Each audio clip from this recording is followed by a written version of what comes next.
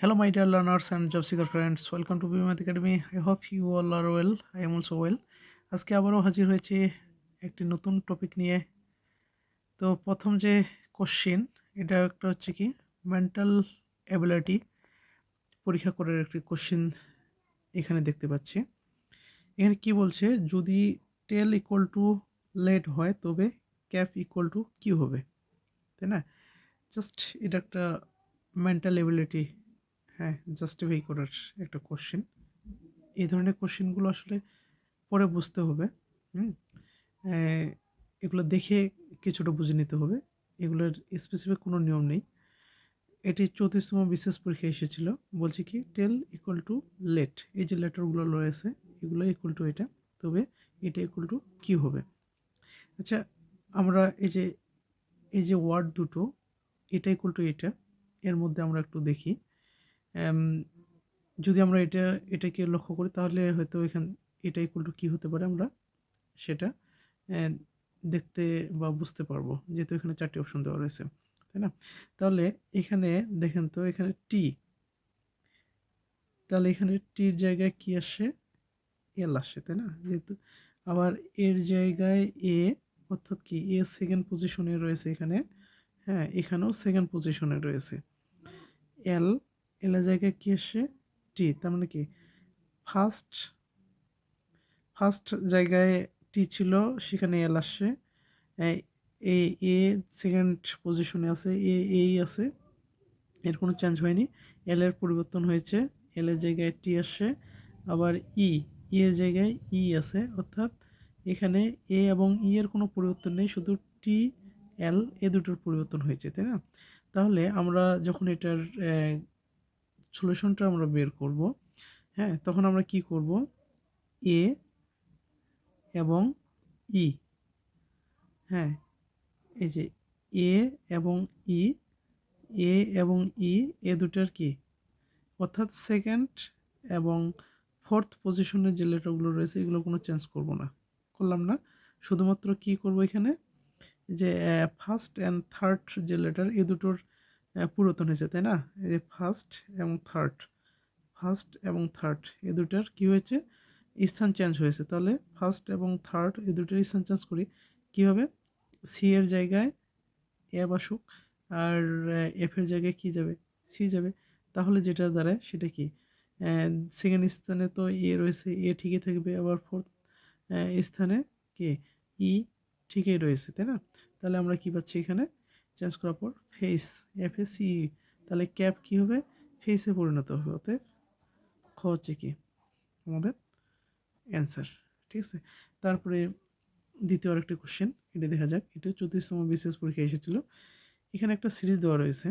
যখন এই ধরনের সিরিজ দেওয়া থাকবে তখন আমরা দেখব প্রথম, দ্বিতীয়, তৃতীয় বা চতুর্থ এগুলোর সাথে আসলে কীরকম মিল রয়েছে, কোনো মিল খুঁজে পাই কি না, অথবা প্রথম, তৃতীয়, পঞ্চম এগুলোর মধ্যে কোনো মিল পাই কি না। ঠিক আছে, 5 এবং 13 ডিফারেন্স হচ্ছে 8, আবার এখানে রয়েছে 7।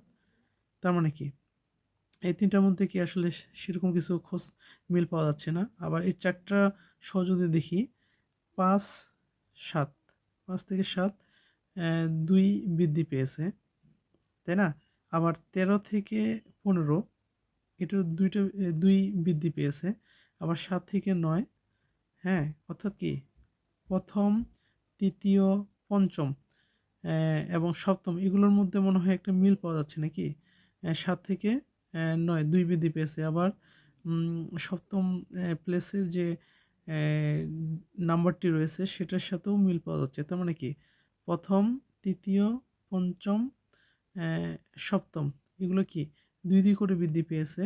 আবার হচ্ছে আবার এই যে দ্বিতীয় স্থানে যে নাম্বারটি রয়েছে সেটার সাথে কি দ্বিতীয়র সাথে চতুর্থ কি 2 বৃদ্ধি পেয়েছে, চতুর্থ থেকে ষষ্ঠ এটাও কি 2 বৃদ্ধি পেয়েছে।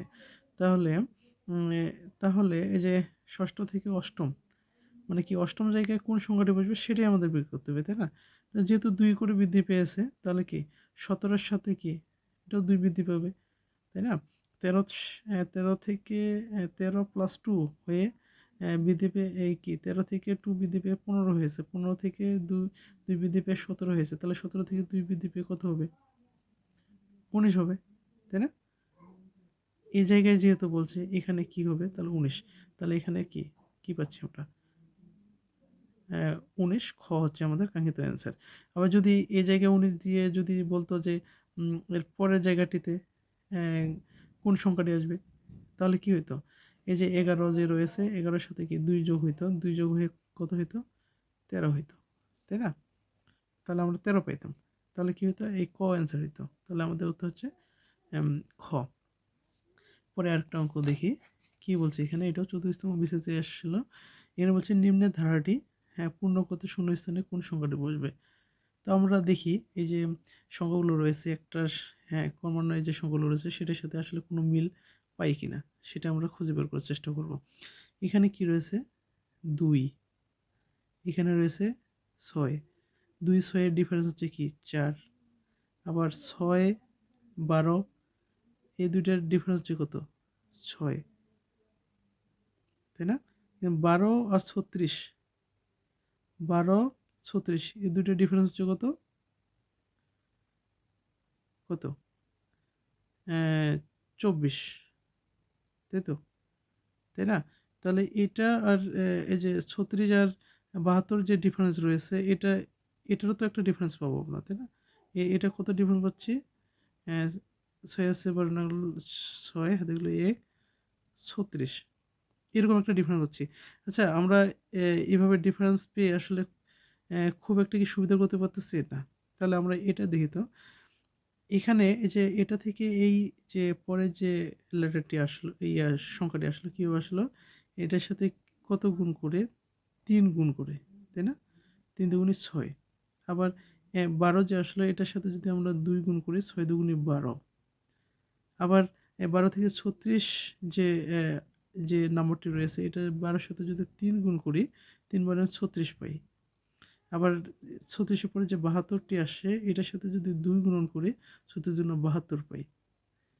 তাহলে একটা জিনিস দেখেন তো, প্রথমটির সাথে 3 গুণ করলে পরেরটা, কিন্তু পরেরটার সাথে 2 গুণ করলে তৃতীয় নম্বর সংখ্যাটি পেয়েছি। আবার তৃতীয়টির সাথে কি 3 গুণ করলে তারপরেরটি পেয়েছি। আবার তার মানে কি এখানে আসলে কেমন একটা পরিবর্তন হয়েছে? প্রথমটির সাথে 3 তারপরে 2 গুণ, তারপরে আবার 3 তারপরে আবার 2, তার মানে কি 3 2 3 2, তাহলে কি obviously এখানে যদি আমরা 3 গুণ করি তাহলে কি পাওয়া যায়? 3 দুগুণে 6, 3 সাতা 21, তার মানে কি খ আমরা উত্তর পাচ্ছি। ঠিক আছে? আসলে এই যে সিরিজগুলো দেওয়া থাকে এটার আসলে স্পেসিফিক কোনো নিয়ম নেই। তবে মিলাইতে হবে আসলে কোনটার পর কোনটা অ্যা যোগ, গুণ বা বিয়োগ করলে আসলে পরেরটা মিলতেছে কিনা সেই অনুসারেই যে শূন্য স্থানটা দেওয়া থাকবে বা যেটা বের করতে হবে সেটা আমরা পেয়ে যাব। ধন্যবাদ সবাইকে।